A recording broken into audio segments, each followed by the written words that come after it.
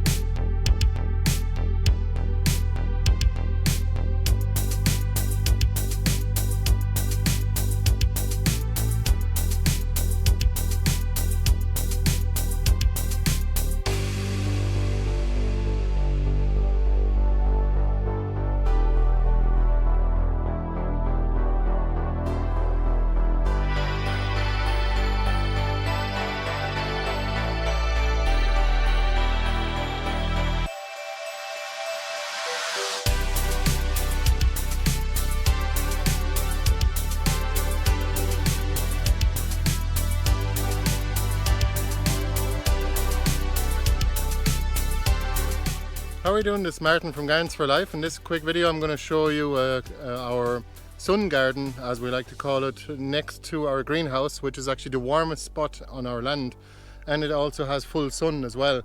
So it's ideal for growing Mediterranean crops such as pumpkins. I believe pumpkins are same as the courgette family, but also a lot of our tubers as well. They love the heat and they'll grow much more healthily and productively. So we're going to have a little contest. We planted 120 pumpkin plants in this garden. We're going to make a harvest video at the end of October, after the first hard frost. And please leave in the comments on YouTube how many pumpkins do you think we're going to get out of this garden. Anything, say, over maybe 10 centimeters diameter. Take a guess. We'd love to know what you think. The 3 most accurate guesses, we will send you a generous packet of seeds from these pumpkins.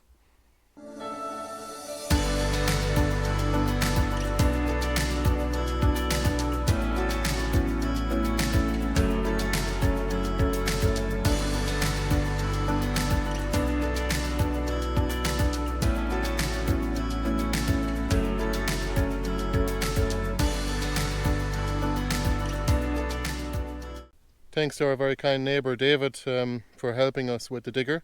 He happened to have it on site anyway for the entrance, and he basically made this garden happen, because in March there was nothing but grass here, and we then basically put down the compost, and we made beds that are about 2.5 foot wide, or 75 centimeters, and of course the plants will grow way beyond that. And they'll even grow onto the paths as well, which are about 1 foot wide. We have about 16 beds here in total, plus 2 extra ones here with some yacons. So we have 2 varieties of yacon here. Unfortunately, a lot of our yacon actually got wiped out last year with the harsh frosts we've had, and the ocas did okay. We basically put the compost right up to the greenhouse just to weigh down the plastic even a little bit more, and it is trenched underneath that, and I'll show you that from the inside now in a minute.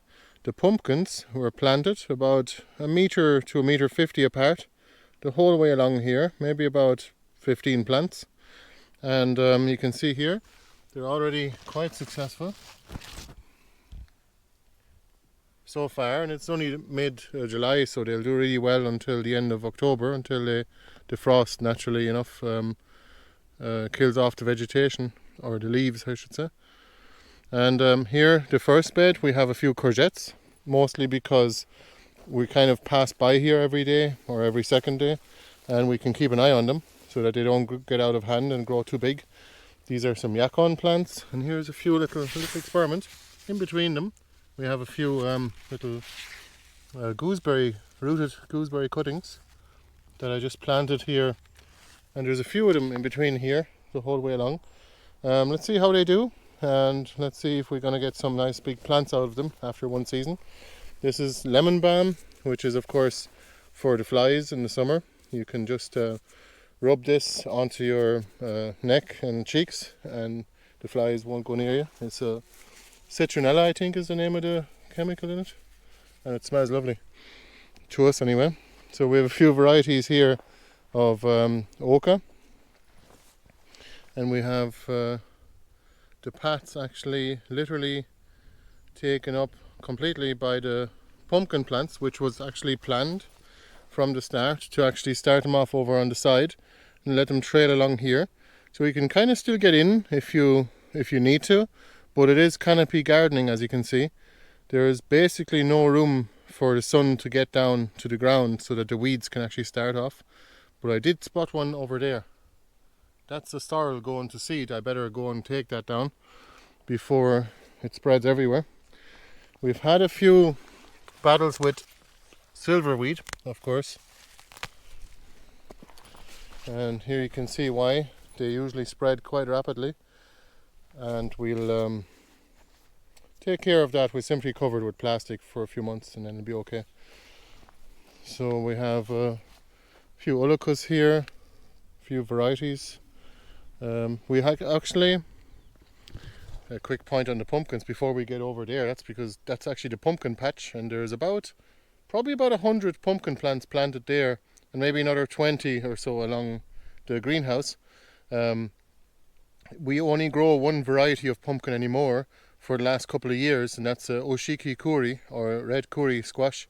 It's really good. It's from Japan, and it's like kind of a medium or small size pumpkin, so it's really good for portioning as well, and it stores really well. Has a really nice, a very what's the word for it? A very fibrous kind of texture. So it's really dense and tastes a bit nutty as well. So it's really good. I can only recommend that variety. They actually have a better chance of ripening. I did see some cases where the crown prince, the silver pumpkin, actually doesn't become completely ripe at the end of the growing season because the plants were actually killed off by an early frost, say even at the start of October. And we didn't want to take that chance, so the Oshiki Kuri usually grows lots of little pumpkins along the vine, and even if they don't ripen, you can use them just like a courgette. Inside the polytunnel you can see the compost layer below and how many pumpkins there is, and there's many more along there. Of course, the idea was that we have this polytunnel is shedding the water into the gutter on that side, but then also into the growing space below here. So these pumpkins must have gotten, as even any little rain will actually provide them with plenty of water for about a week or two. Let me have a look under the tables. Look.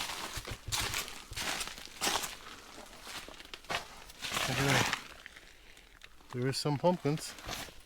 It's great to get in. It's like a insight into the pumpkin forest out there, because you can't even see the pumpkins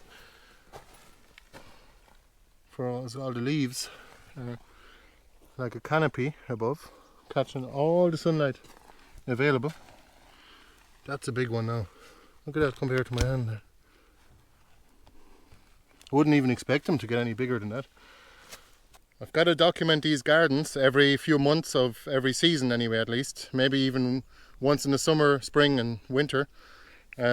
Because just to see how these gardens are progressing and how the fertility is actually keeping up, especially considering we're not really topping it up much, even though we're exporting a fair amount of produce.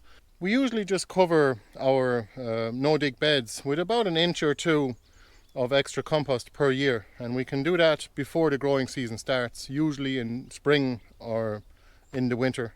Here's a few pumpkin plants that I didn't think have a hope of actually fruiting successfully this year, because they were planted extremely late, maybe the end of June even, or mid-June probably. And you can see they're still doing okay, but they also have about 2 foot worth of compost actually to to dig into. So let's see, that's a little experiment. Let's see what happens to this little patch. We just had some pumpkin plants left over, and we thought, sure, we might as well throw them somewhere. By throw, I mean plant. This is new fuchsia plant that we got. We have 2 of these actually now. Not only have they a lovely flower, but also they grow berries. So we are very excited about it. All fuchsia flowers and berries are edible, and they're supposed to be pretty good. Here's a few more great mullein plants at the edge of the garden. It'll be nice to bring in the insects and just kind of invite them into our little vegetable plot, just to take care of the pests that might arise. Well, we wouldn't like to call any insects or situations pest, really, or even weeds, just unwanted plants. So this is a great mullein plant that has actually flowered. Look how big it is. There's 2 of them. And the flowering stalks actually flower sort of on different levels at the same time. And you're going to get 1 billion seeds out of each plant. And they used to actually dip these in tar or in old oil and use them as torches in medieval times. Of course, you need to wait until they go dry. Also, the flowers of the great mullein, if you put them in oil for 6 weeks and you keep them somewhere warm and sunny, they will they'll be really good for an ear infection, same as garlic oil.